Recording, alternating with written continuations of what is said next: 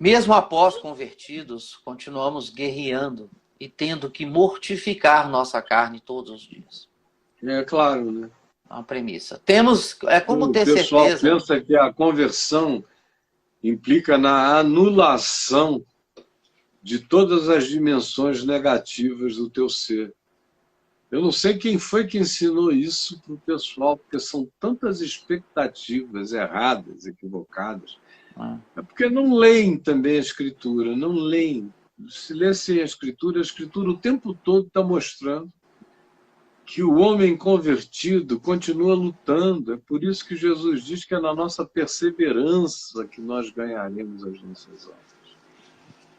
Paulo diz lá em Romanos 7, ele está lá, mas está numa luta danada contra a carne, o pecado que habita em mim. Até ele, admitindo isso, descansar. Descansar. Mas leia até o fim, por favor.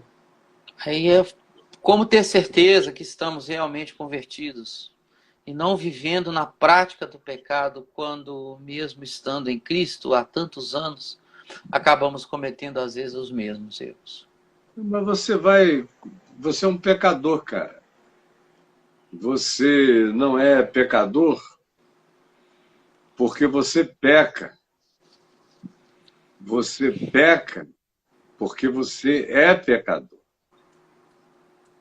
Essa é uma frase que quem me segue a vida inteira já não aguenta mais ouvir de mim. Pode até haver outros dizendo por aí, mas eu estou dizendo isso desde os 18 anos de idade. Eu aprendi com um amigo meu, o reverendo Frederico Orr, um irlandês do Evangelho, comprometido como aquelas figuras que já não existem mais. E eu convivi muito com ele lá em Manaus. Ele ia demais na minha casa, estava sempre por lá.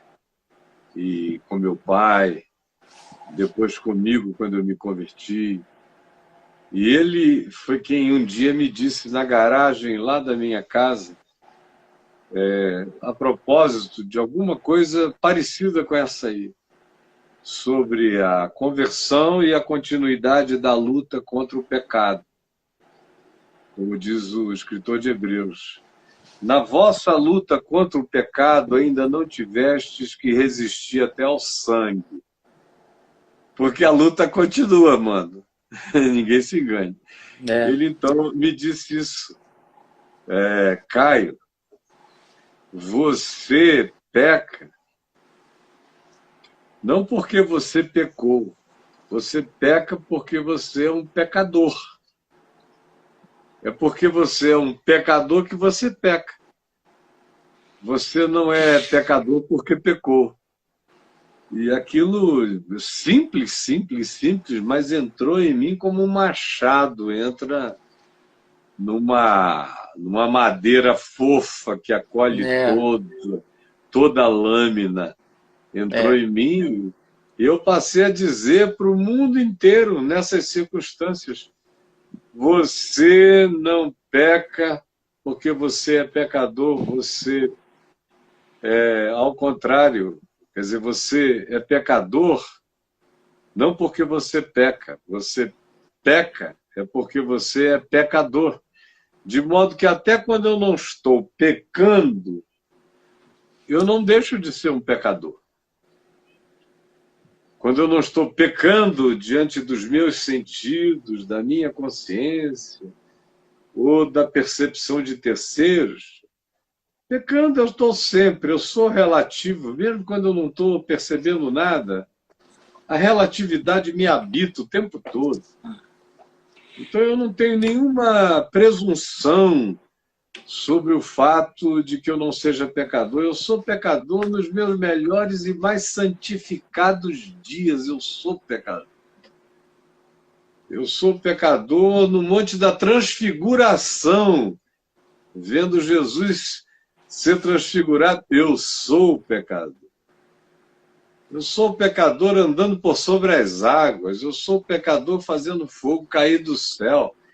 Eu sou pecador multiplicando pães. Eu sou pecador curando doentes. Eu sou pecador fazendo as coisas que Jesus disse para eu fazer.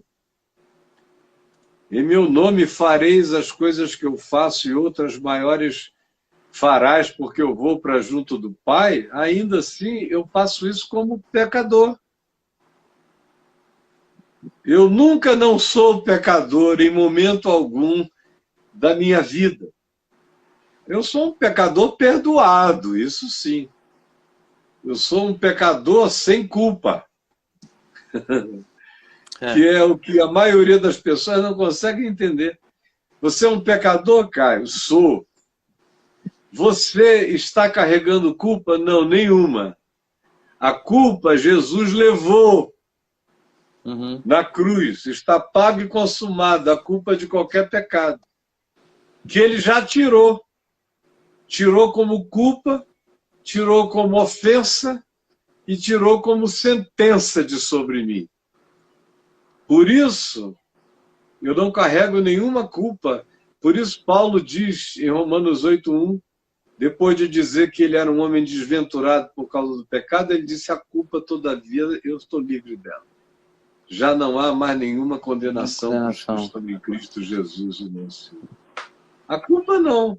Eu sou um pecador sem culpa. Foi levado. E o Cordeiro de Deus tira o pecado do mundo. Tira o de ontem, o de hoje, o de amanhã. Tira. É contínuo. Então, eu estou justificado, vocês entenderam? Sou um pecador sem culpa. Sou um pecador santificado, também pela fé. O meu pecado foi perdoado em Jesus na cruz, eu creio nisso. Eu creio nessa pregação de que ele levou sobre nós o pecado de nós todos. Isaías 53, Mateus 8, eu creio. Está consumado na minha vida, isso não é mais nem assunto.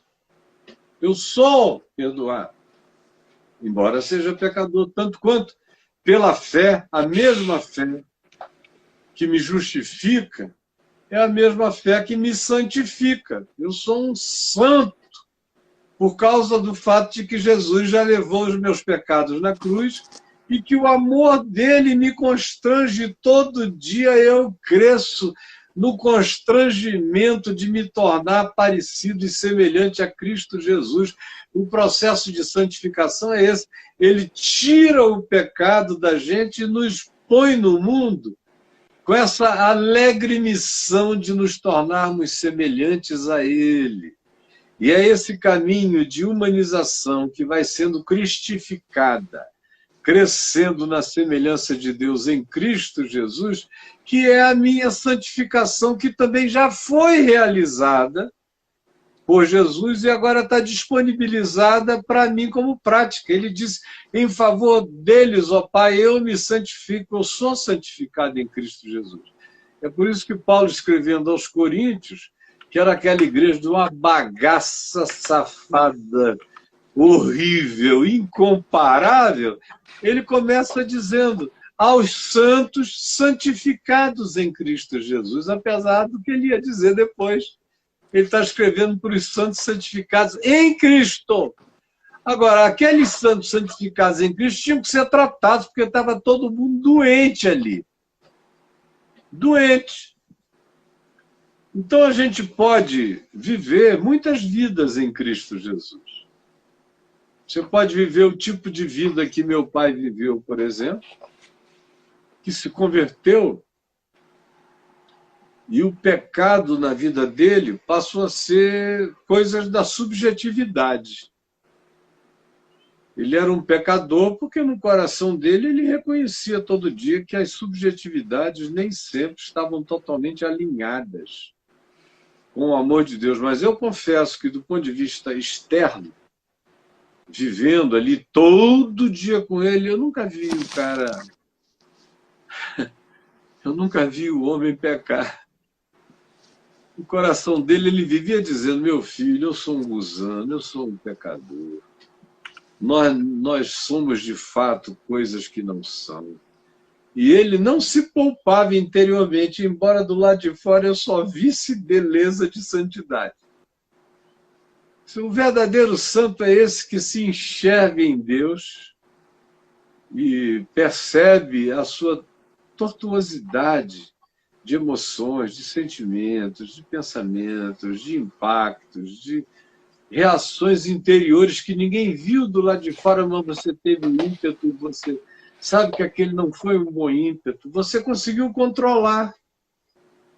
Mas aquela pulsão, por mais treinado e disciplinado na santificação que você esteja, ela ainda está lá. Tudo é um processo de crescimento interminável. A gente pode cometer um erro horrível na hora de morrer. Pode dizer, olha, só tem uma coisa na vida que eu nunca consegui resolver, morrendo. Eu nunca consegui perdoar fulano, se alguém puder perdoá-lo por mim, que o faça. Tristeza, né? Tristeza. Mas tem muita gente assim. A conversão tem que crescer. É por isso que salvação no Novo Testamento acontece em dimensões diferentes. Eu fui salvo em Cristo Jesus. Na realidade, se eu quiser ser mais extenso, eu já nasci salvo em Cristo Jesus porque o Cordeiro foi imolado por mim antes da fundação do mundo. Durante a história, que foi de 1955 até o dia 18 de julho de 73, durante a história, vivendo como um pecador, eu tive a experiência de me encontrar com a mensagem do Evangelho e da cruz e de crer que Jesus estava perdoando os meus pecados que eu conhecia na história, e eram muitos e milhares. E ele cancelou todos. Eu nunca vivi, nunca mais atormentado por nenhum deles. Eu criei que eu estava definitivamente perdoado, como depois, em 98, quando aconteceram coisas ruins e eu traí meu casamento e fiz o que era errado. Eu sabia que era pecado. Em pecado eu me curvei diante de Deus pedindo perdão por aquele meu pecado que estava machucando tanta gente, a começar da mãe dos meus filhos e tanta gente que me amava. Agora, eu levantei perdoado. Levantei perdoado como Davi se levantou perdoado depois de toda a constatação da miséria que ele tinha praticado. Eu não fiquei orando no dia seguinte, nem no outro, nem fiz nenhuma quarentena. Eu me levantei perdoado de uma vez só. Jesus morreu por mim uma única vez. E o meu pedido de perdão foi uma única vez, e eu sei que ele me disse que já estava perdoado. Caio, tu já estás perdoado, agora levanta e vai cuidar de viver uma vida para minha glória, para curar o coração desses milhões que ficaram feridos, frustrados ou sem entender nada. Vai fazer o teu melhor. Isso aconteceu. Eu tanto me soube perdoado em 73, quanto me soube perdoado em 98, 99. Quem quer que estivesse comigo pode dar testemunho de que eu não vivi de joelho pedindo perdão todo dia, me ralando, me lancetando, sofrendo. Não! A cruz se ergueu uma vez por todas. E foi na presença dele em pé diante do Calvário que eu falei, me perdoa, Senhor. E ele disse, tu estás perdoado, hoje mesmo estarás comigo no gozo da graça, do paraíso na terra. Vai e não peques mais. E eu fui em paz. Agora, o resto, um longo trabalho de santificação pessoal, de testemunho, de paciência, como eu já tinha vivido antes, para mim não foi diferente. O Evangelho nunca me foi um peso, o Evangelho sempre me foi um privilégio. Quando eu entendi, na primeira epístola de João, no capítulo 5, que os mandamentos dele não são penosos, e o mandamento dele é amar, um cara que tem a dificuldade com o mandamento de amar o próximo, está muito mal. Mas está muito mal mesmo, precisa se enxergar. Porque o mandamento de amar o próximo deveria ser a coisa mais bendita da nossa vida. A coisa mais horrorosa deveria ser um mandamento que me mandasse odiar meu próximo. Mas o mandamento manda amar. Meu Deus, eu vou achar ruim porque só se eu estiver me endiabrando. Do contrário, eu não me dou o direito nem de ficar com implicância com ninguém. Sabe a implicância, brother?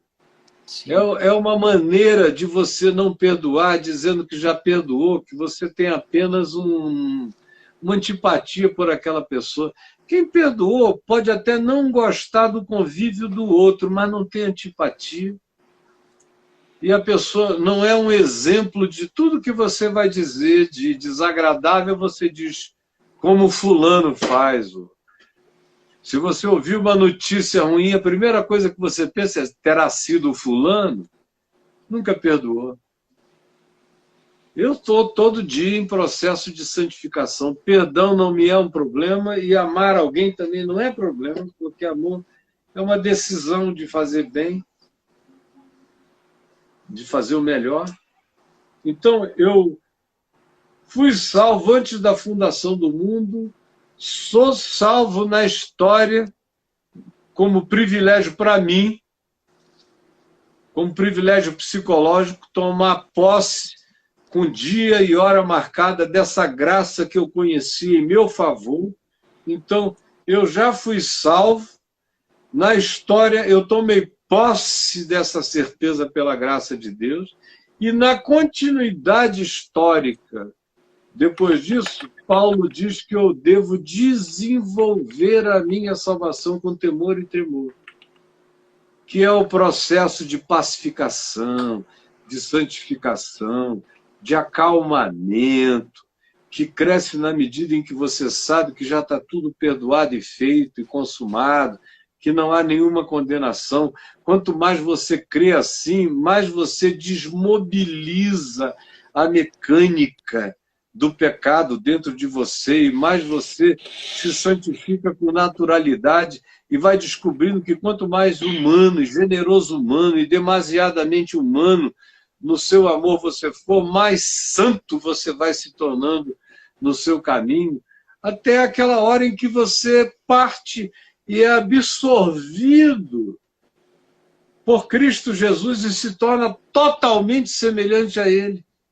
Aí você experimenta o objetivo da salvação, que é te cristificar, que é te fazer semelhante em Cristo em tudo, te fazer herdeiro de Deus em tudo, como Cristo, que é o primogênito entre muitos irmãos. Você faz parte dessa família de Deus de posse da plenitude de tudo quanto o Evangelho diz que é bênção de Deus para o tempo presente e é promessa de Deus para a eternidade, onde eu serei como Jesus, glorificado, ressuscitado e eterno, como Cristo é. Eu sou chamado para isso, é isso que vai acontecer comigo, essa é a plenitude da minha vocação e a garantia dela, Paulo diz, de que isso vai acontecer, por isso eu posso ter paz, é que Jesus está assentado à destra da glória nas alturas. Isso se repete o tempo todo na Escritura. E Paulo diz, e nós já estamos assentados com ele. Nós já estamos assentados com ele. Olha bem aqui para mim, você pode me odiar, me detestar. Eu não sei o que é que você sente por mim, nem o que, nem porquê. Você devia buscar saber. Mas não interessa. Olha que bem para mim. Olha bem para mim. Você está olhando para um homem que já está assentado nos lugares celestiais em Cristo Jesus, para além da morte, para além do medo, para além da catástrofe, para além do apocalipse, para além de qualquer coisa. Agora, isso é um caminho que a gente tem que aprender a desenvolver todos os dias, andando nele. E como Paulo disse, Não que eu julgue, Filipenses 12, 9, 12 em diante. Não que eu julgue haver alcançado a perfeição. De jeito nenhum. Sou pecador, aperfeiçoado em Cristo Jesus. No entanto, esquecendo das coisas que para trás ficam, todas elas, esquecendo. Não é mais assunto para mim. Eu prossigo para o alvo, para o prêmio da soberana vocação de Deus em Cristo Jesus. Aí ele diz, ora, todos nós que somos perfeitos tenhamos esse entendimento. Ele está lidando com esse já e ainda não. Em Cristo eu já sou perfeito. Na história, ainda não. Então, eu sou um perfeito vivendo a mais perfeita imperfeição. Andando em Cristo Jesus sem tormento, sem culpa, sem neurose, sem angústia paranoica. Todos os meus pecados estão perdoados. Cara, isso é saúde mental.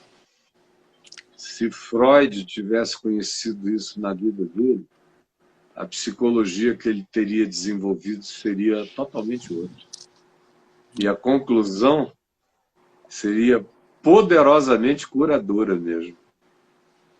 Você já imaginou o Dr. Freud tendo coragem de dizer para um cliente, meu filho, estão perdoados os teus pecados. Seus pecados. Vai em paz, sem culpa, sem medo, sem neurose, está feito. Aprenda a viver nessa serenidade. Agora, tem uma coisa que a gente precisa saber para o nosso amigo, que diz, como é que a gente sabe se é convertido? Convertido é um cara que dá o fruto do amor, que dá o fruto da paz, para que os mandamentos de Deus não são penosos, obedecer o evangelho para ele é um privilégio. Esse é um convertido crescendo na conversão. Ninguém é convertido, como os evangélicos imaginam, como se uma coisa tivesse sido consumada e ele agora fosse um cara para além de qualquer coisa ou pecado. Isso é mentira. O cara tem o green card espiritual, Caio, né? Celestial. Ele tem o green card. Como Lutero disse, né? Que ele descobriu no curso da vida dele, ele pensou antes que o velho Adão, o velho homem, o primeiro Adão, que tinha sido sepultado em Cristo Jesus, estava morto. Ele descobriu no curso da vida que o cara sabia nadar. Ele foi sepultado no batismo. Ele descobriu, no entanto, que o velho homem sabe nadar. E como sabe, a gente o mantém afogado e dá o privilégio da respiração e da oxigenação celestial ao novo homem que se renova segundo a imagem de Deus todos os dias. Agora, anda aqui comigo, meu filho, me segue aí, canal no YouTube, leia. Se vocês fizessem isso, vocês já estavam anos-luz na frente, em pacificação, em compreensão, em discernimento.